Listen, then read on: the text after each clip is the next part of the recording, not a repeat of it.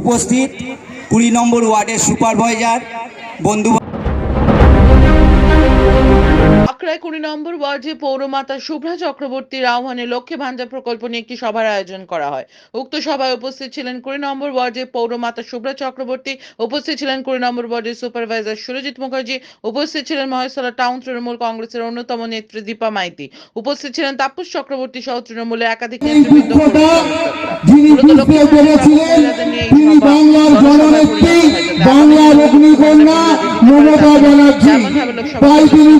প্রতিদিন মেয়েদের জন্য লক্ষ্মীর ভান্ডার দিয়ে তাকে স্বাবলম্বী করে সম্মান দিয়েছে।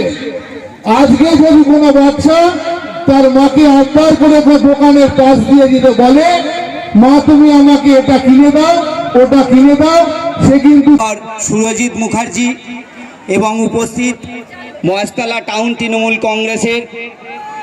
কংগ্রেসের অন্যতম নেত্রী দীপা মাইতি মহাশয়া এবং উপস্থিত 20 নম্বর ওয়ার্ডের বিভিন্ন বুথ থেকে তৃণমূল কংগ্রেসের লড়াকু সৈনিকবৃন্দ। অনেক অনেক শ্রদ্ধা জানাই এবং স্বাগত জানাই। আপনারা আপনাদের ওয়ার্ডে লক্ষ্মী ভান্ডার পান এবং এসছেন। আমি জানি কতজন পান আমার ওয়ার্ডে প্রায় 3068 জন লক্ষ্মী ভান্ডারের আওতায় আছে।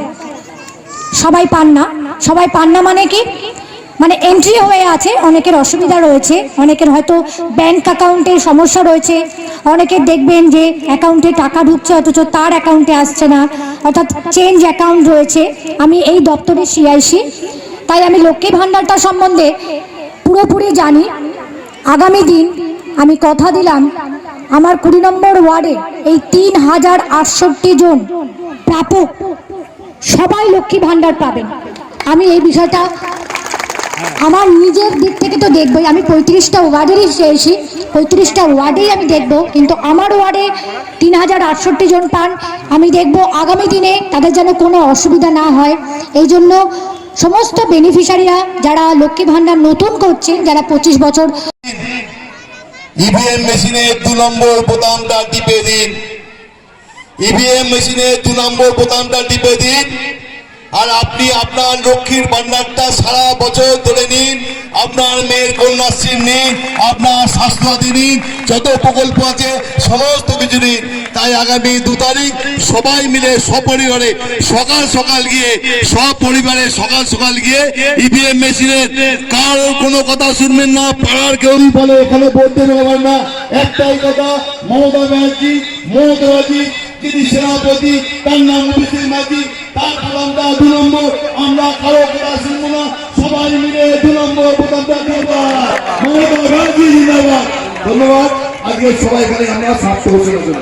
দাদা, মূলত আজকে আপনার ওয়ার্ডে কি কর্মসূচি ছিল?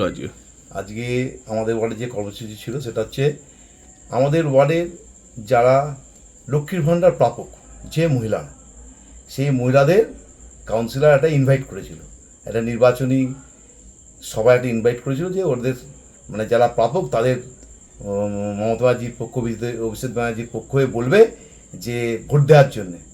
তা আমরা একটা চিন্তা করেছি যে সবাই আসবে কিনা একটা ভাবনা ছিল, কিন্তু এত মানুষের উৎসাহ, আমি অবাক হয়ে গেলাম যে এত মহিলা এসছে।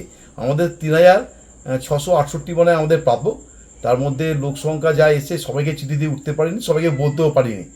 মোটামুটি আমরা 1000 দেড়েক বলেছিলাম, সেই দেড়েকের মধ্যে অন্তত 800 থেকে 900 মহিলা এসে উপস্থিত হয়েছে। মানে গুণিনি, 1000ও হতে পারে। 800 আমাদের চেয়ার ছিল, আমাদের 750-800 চেয়ার ছিল। তারপর আর দাঁড়িয়েছিল কিছু 50-100 দাঁড়িয়েছিল, এরকম ছিল। বা খুব মানে সত্যি অনেকদিন পর এটা জনসভা হয়ে গেল, মানে আমাদের ওয়ার্ডের পক্ষ থেকে একটা জনসভা হলো। নির্বাচনী সভা থেকে কি বার্তা দিলেন ওই মহিলাদের? বার্তা দিলাম যে আগামী দিন মমতা ব্যানার্জির নেতৃত্বে যেটা চলছে, সারা বাংলা যে উন্নয়ন চলছে, সে আমরা যেটাই ভোট হোক, এর ভারতবর্ষের ভোট আর যাই হোক, মমতাজির পাশে সবাইকে থাকতে হবে এবং অভিষেক ব্যানার্জিকে বিপুল ভোটে জেতাতে হবে।